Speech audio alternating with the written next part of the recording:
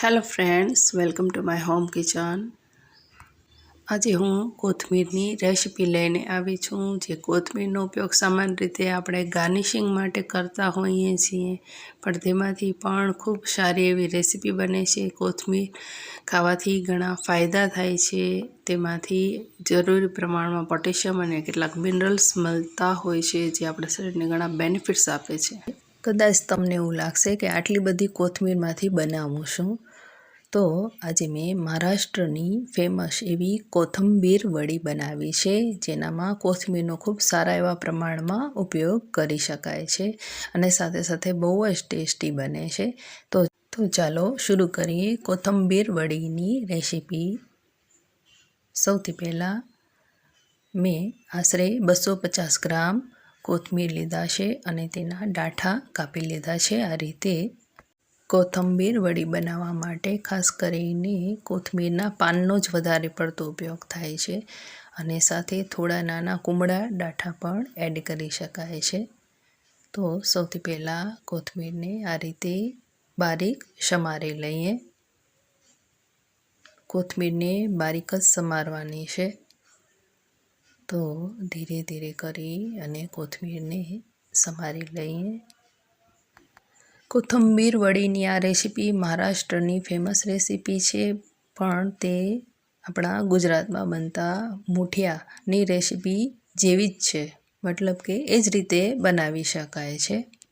કોથમીરના ઘણા બધા health benefits છે, માટે કોથમીરનો સારા એવા પ્રમાણમાં ઉપયોગ આ રીતે કરી શકાય. આપણા ગુજરાતી કેટલી બધી રેસીપીમાં ખાસ કરીને ગાર્નિશિંગ માટે કોથમીરનો ઉપયોગ કરવામાં આવે છે. કોથમીર વગર જાણે તો કેટલી એ વાનગી અધૂરી લાગે છે.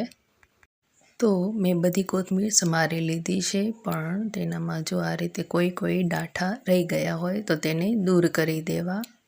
તો આ રીતે બધા ડાંઠા દૂર કર્યા બાદ હવે આ કોથમીરને પાણીથી સારી રીતે ધોઈ લેવી. તો બધી સમારેલી કોથમીરને મેં આ રીતે થોડી કરી અને સારી રીતે ધોઈ લીધી છે, જેથી કરીને તેનામાં માટી કે કચરો હોય તો નીકળી જાય. તો આ રીતે બધી કોથમીર ધોયા બાદ હવે તેનો મસાલો તૈયાર કરી દઈએ. તે માટે 8-10 કળી લસણ, કટકો આદું અને 4-5 લીલા મરચાંને સમારી અને ખાંડણીમાં આ રીતે ખાંડી લઈએ.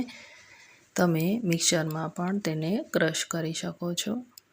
તો આ રીતે મેં બધા મસાલા રેડી કર્યા છે. હવે એક મિક્સિંગ બાઉલમાં સૌથી પહેલાં બધી કોથમીર એડ કરી દઈએ. ત્યારબાદ તેનામાં 2 વાટકા ચણાનો લોટ એડ કરી દઈએ. ત્યારબાદ તેમાં આદું, મરચાં અને લસણની પેસ્ટ ઉમેરી દઈએ. સ્વાદ મુજબ મીઠું, 5 ચમચી હળદર એડ કરી દઈએ, 5 ચમચી હિંગ એડ કરી દઈએ, 1 ચમચી લાલ મરચું એડ કરી દઈએ અને 1 ચમચી ખાંડ એડ કરી દઈએ. હવે અડધું લીંબુ નીચોવી દઈએ અને બધી સામગ્રીને સારી રીતે મિક્સ કરી દઈએ. આ મિશ્રણમાં 2 ચમચી ચોખાનો લોટ પણ એડ કરી શકાય અથવા 2 ચમચી બાજરાનો લોટ પણ એડ કરી શકાય. મેં અત્યારે નથી ઉમેર્યું, પણ તમે ઈચ્છો તો ઉમેરી શકો. તો આ રીતે બધી સામગ્રી એડ કર્યા બાદ તેનામાં થોડું પાણી એડ કરતા જઈએ અને તેનો એક બેટર તૈયાર કરીએ. આ રીતે બધું ધીરે ધીરે મિક્સ કરીએ, જેથી મસાલા, કોથમીર એકબીજામાં સારી રીતે મિક્સ થઈ જાય.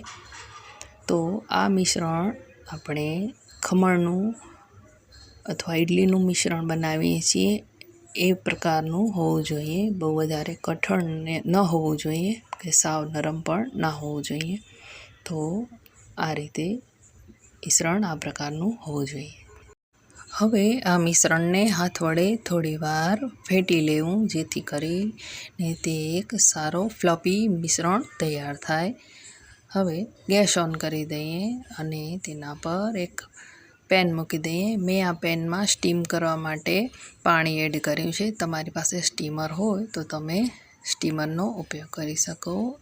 એક થાળી લઈ અને તેનામાં 1 ચમચી ઓઇલ ઉમેરી તેને ગ્રીસ કરી લઈએ અને હવે તે થાળીમાં આ બેટર ઉમેરી દઈએ।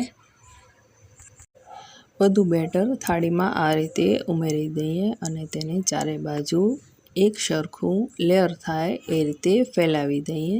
હવે આ બેટરને આપણે ખમણ સ્ટીમ કરીએ છીએ એ રીતે સ્ટીમ કરવાના છે અને ત્યારબાદ તેને સ્ક્વેર પીસીસમાં કટ કરવાના છે।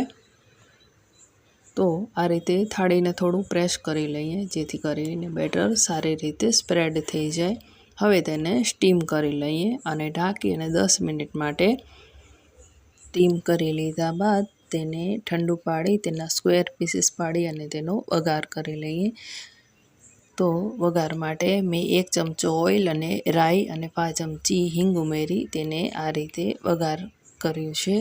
તો મહારાષ્ટ્રમાં કોથંબીર વડીને ડીપ ફ્રાય કરીને ઉપયોગમાં લેવામાં આવે છે। તમે સેલો ફ્રાય કે ડીપ ફ્રાય પણ કરી શકો, પણ મેં તેનો વઘાર જ કર્યો છે। તમને આ રેસીપી પસંદ પડી હોય તો યુટ્યુબ ચેનલમાં સબસ્ક્રાઈબ કરજો। જો તમે ફેસબુક અને ઇન્સ્ટાગ્રામમાં જોતા હો તો ફોલો કરજો। વિડીયો છેલ્લે સુધી જોવા માટે થેન્ક યુ।